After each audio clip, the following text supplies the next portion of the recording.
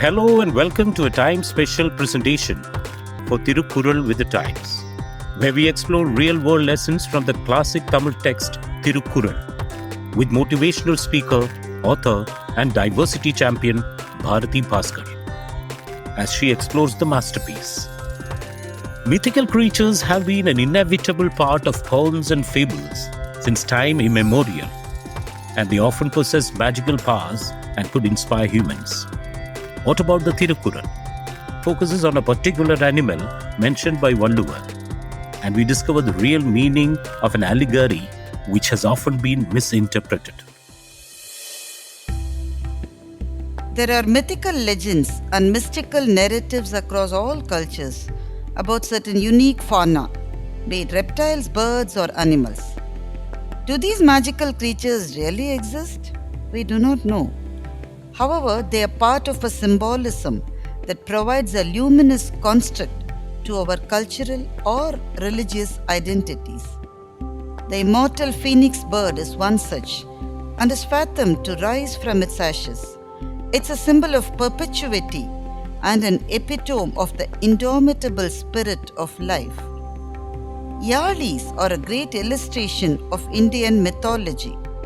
In its iconography, the Yali has a cat-like graceful body, but the head is of a lion with the tusk of an elephant and the tail is of a serpent. The creature, a guardian that fights evils, is represented in most South Indian temples. Centaurus from the Greek mythology that possess the torso of a man and the body of a horse. The dragons from China and the one-horned white horse called the unicorns. All represent the craving of humans for supreme powers to protect them from harm. Some of these mystical animals possess unbelievably sensitive and emotional attributes too. Asunama, an animal mentioned in ancient Sangam literature, can attack the hunters mercilessly, but the beast is tamed when melodious music is played. Chataka, the birds that drink only pure rainwater and keep their beaks open to the sky, expecting the mercy of the rain god. Chakora is a peasant bird that cries passionately for the full moon. This bird is believed to bring prosperity if you can glimpse it. Kuchela, on a journey to meet Krishna, saw this bird, and he returned home rich. Next time, if you are meeting someone to get some money, pray and behold to sight the chakora. The bird Soma, mentioned in Vedic literature, lays eggs in the air, and before the eggs reach the earth, they hatch. Baby birds fly upwards to join their mothers. They never touch the ground. This is a great symbolism and an inspiration for everyone to rise from the rubbles of a mundane daily life. Are all these just fragments of fiction and imagination? Nobody is sure. Eti, the abominable snowman in the Himalayan terrain, is believed to save the mountains according to the Tibetan belief. Some Himalayan climbers claim they had seen the Eti. In 1950, Eric Shipton, an Everest expedition team member, photographed very large footprints. The Eti believers quote this as a proof of Eti's existence. I was surprised when people often quoted a couplet in which they believed Valluvar mentioned a unique variety of a deer. According to them, this deer is Kavarimaa, that would give up its life even if it loses one strand of its hair.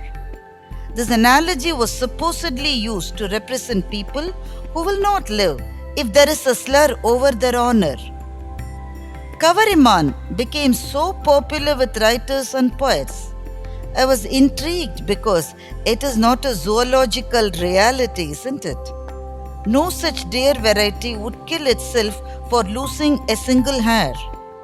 And Valluvar is not a person who uses an unrealistic allegory. Was Kavarimaa a mystical species celebrated in those days?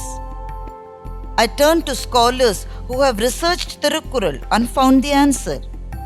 They have declared that Valluvar never mentioned a deer. He did not say Kavarimaan, but he said Kavarimaa, probably the yak, which lives in the Himalayan terrain.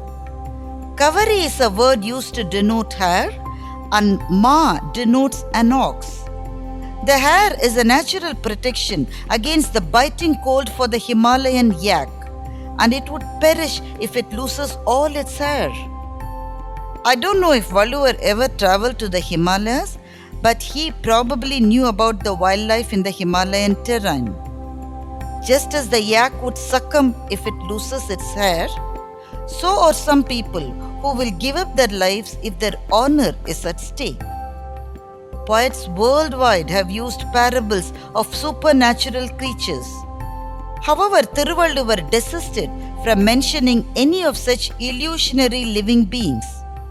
All the animals mentioned by him are members of the ecological system around us, like the normal elephants, bulls, cows, tigers, and the yak. He was perhaps not a dreamer, but someone who put his foot firmly on the ground. Mayirneeppin Vaazhaa Kavarimaa Annaar, Uyirneeppar Maanam Varin. Like the wild ox that, of its stuffed bereft, will die, or those who of their honor shorn will quit the light of day.